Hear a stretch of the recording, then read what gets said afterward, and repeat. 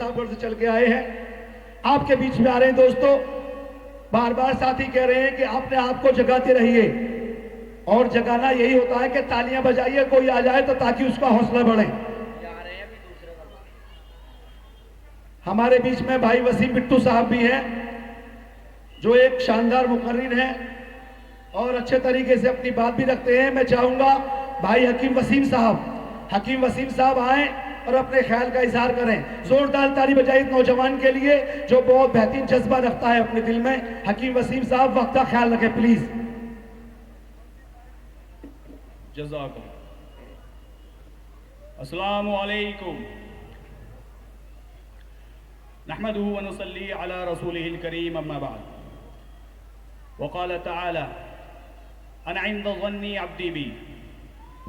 अज़ीज़ान मिल्लत, हाज़रीन मजलिस, बुज़ुर्गों, अजीज़ों, कहना तो बहुत कुछ चाहता था, लेकिन वक्त की किल्लत की वजह से मैं आपको ये कोई लंबी चौड़ी तकरीर या आपके सामने कोई लंबी चौड़ी तमहीद नहीं बांध रहा। ये मैं आपके सामने जनाब बैरिस्टर असदुद्दीन ओवैसी साहब के दिल का दर्द अपने लफ्ज़ों का लिबादा पहनाकर आपको पेश कर रहा हूँ। अर्ज़ ये करना है कि जनाब आली, आज तक हमारा जो देश है वो मुख्तलिफ किस्म के मसाइल से जूझ रहा है। आज तक हमारा देश 78 साल हो चुके और हमारा देश आज भी मुख्तलिफ किस्म के मसाइल से जूझ रहा है और जुमले पे नया जुमला उन्हें सूझ रहा है। अभी हमारे अजीज़ ने कहा इनकलाब जिंदाबाद, इनकलाब जिंदाबाद। कब से इनकलाब हो रहा है मगर इनकलाब का पता नहीं, वो आता ही नहीं हमारे दरमियान। और अगर वो आता है तो फासिस्ट ताकतें आती हैं और आपको मुंतशिर करती हैं और कहती हैं कि सब ठीक है, ख्वाब खरगोश में मुब्तला हो जाइए, सो जाइए।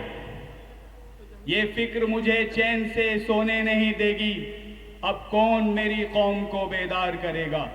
अजीज़ान मिल्लत, मेरे अजीज़ ने मेरा तारुफ कराया हकीम वसीम, लेकिन बदकिस्मती से मैं शायर भी हूँ और आज बदकिस्मती से आपको मुझे बर्दाश्त भी करना होगा। दरमियान में मेरे 4-5 शेर आएंगे। तो कहना ये चाहता था कि जनाब आली, हमारे मसाइल अभी ख़त्म नहीं हुए हैं, अभी हम मसाइल में उलझे हुए हैं, अभी हम कबाइल में उलझे हुए हैं। ज़माना पहुँच भी गया चांद पर, हम अभी तक मसाइल में उलझे हुए हैं। अजीज़ान मिल्लत, वक्त की किल्लत है। कहना ये चाहता था कि देखिए जनाब, हमारे मसाइल कभी WHO जो है वो WHO ये प्रूफ करता है कि इंडिया के अंदर अस्थमा और TB, सांस की डिजीज़ के मरीज सबसे ज़्यादा हैं। कभी ये प्रूफ होता है कि गायनी वार्ड में मरने वाला हर तीसरा बच्चा इसलिए मर जाता है कि उसकी माँ को सही ग़िज़ाएँ और सही दवाएं नहीं मिल पाई। और फिर और मसाइल आ जाते हैं, कभी रूट्स के मसाइल हैं, कभी MCD के मसाइल हैं, कभी बीमारियां ज़्यादा होने के, दर्म की प्रॉब्लम्स सबसे ज़्यादा हमारे यहाँ हैं, स्किन प्रॉब्लम्स, ड्रम्स की प्रॉब्लम्स एंड एनी डिजीज़ हमारे मुल्क में सबसे ज़्यादा हैं। अभी ये बीमारी, अभी ये वायरल फीवर गया तो दूसरा आ गया, दूसरा गया तो तीसरा आ गया और तीसरा गया तो चौथा आ गया। लेकिन ये मसाइल ख़त्म होने का नाम नहीं लेते। वजह ये है कि हम लोग हर बार किसी गासिब को, हर बार किसी गबन करने वाले लीडर को चुन के लाते हैं और ये सिलसिला जारी है रोज़े अव्वल से और ये ख़त्म होने का नाम नहीं लेता। अगर आप तमाम हजरात, मैं आपसे ये कहना चाहता हूँ कि देखिए, मैं कह रहा हूँ, मुझसे अच्छा कहने वाले मौजूद हैं और भी कहेंगे, लेकिन बड़े अफसोस के साथ ये बात कही जाती है कि इत्तिहाद की सलाहियत हमारे दरमियान से सल्ब कर ली गई है। हम मुत्तहिद नहीं होते, हम इत्तिहाद पर नहीं आते, हम तय नहीं कर पाते कि हमारा रहज़न कौन है और हमारा रहबर कौन है। हर बार हमारे रहबर, हमारे कायद हमारे दरमियान आते हैं और फिर उसके बाद में आते हैं कुछ फासिस्ट ताकतें और वो आपको वर्गलाती हैं और कहती हैं कि ये वोट काटेगा और ये ऐसा है और ये B टीम है। और हम बड़े सीधे साधे हैं और हम मान भी लेते हैं।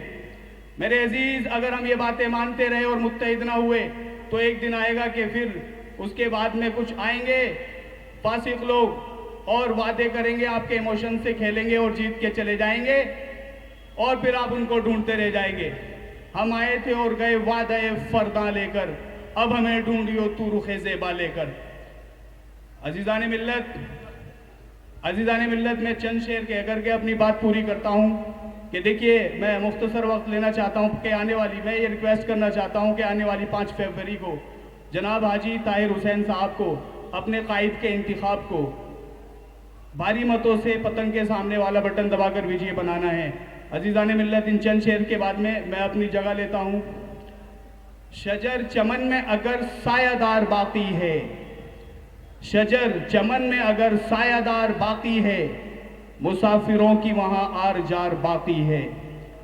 बाहर के भी नज़ारे हसीन कैसे हों, बाहर के भी नज़ारे हसीन कैसे हों, चमन पे उल्लुओं का इक़्तिदार बाकी है। और अभी चैन से सोएंगे हम भला कैसे, कहीं फसाद कहीं इंतशार बाकी है।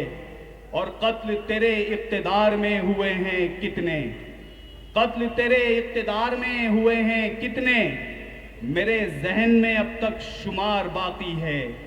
और मैं रिंद नहीं, सॉरी ये आखिरी शेर के, खुदा भी एक है जिस कौम का रसूल भी एक, खुदा भी एक है जिस कौम का रसूल भी एक, उसी ही कौम में क्यों इंतशार बाकी है। वमालिना इल्लल बलाग।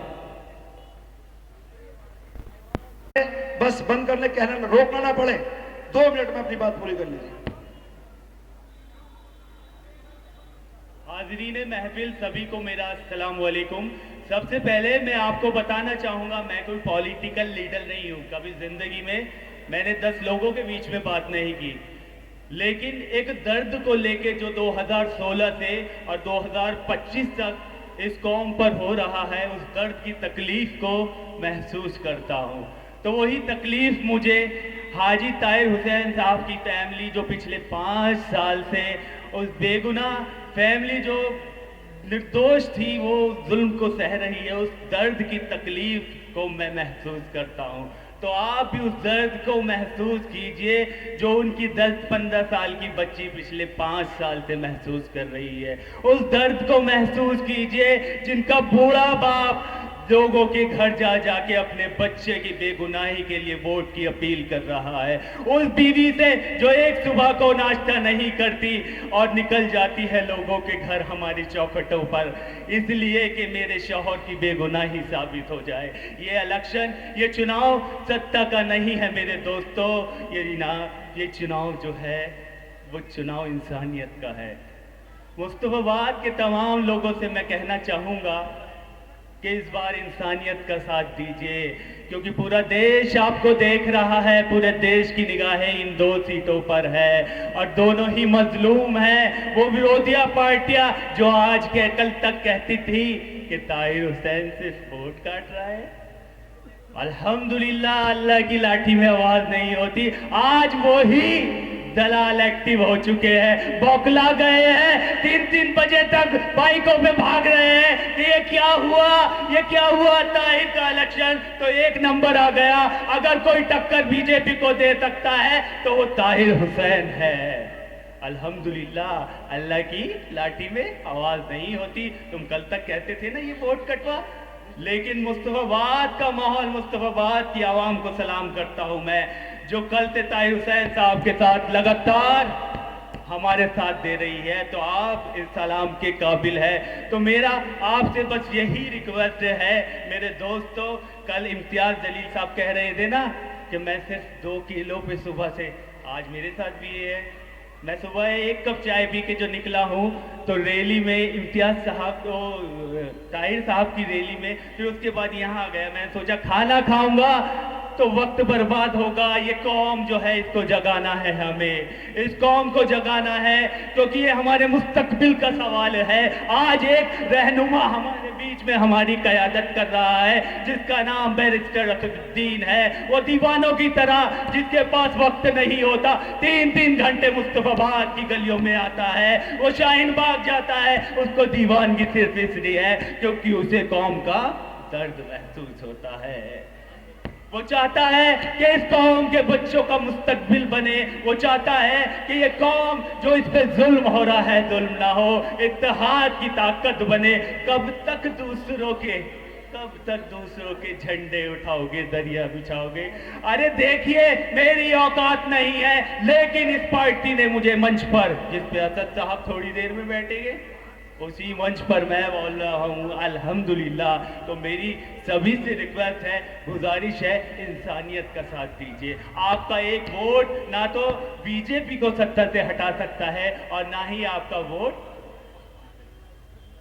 दिल्ली का मुख्यमंत्री बदल सकता है, मगर आपका एक वोट एक मजलूम परिवार का सहारा जरूर बन सकता है। तो मेरी सभी से दरखास्त है, आने वाली 5 तारीख को पतंग के सामने वाला बटन दबाकर बता दीजिए पूरे हिंदुस्तान को कि अब हम जुल्म नहीं सहेंगे, हर जुल्म का जवाब अपने वोट से देंगे। बहुत बहुत शुक्रिया, धन्यवाद।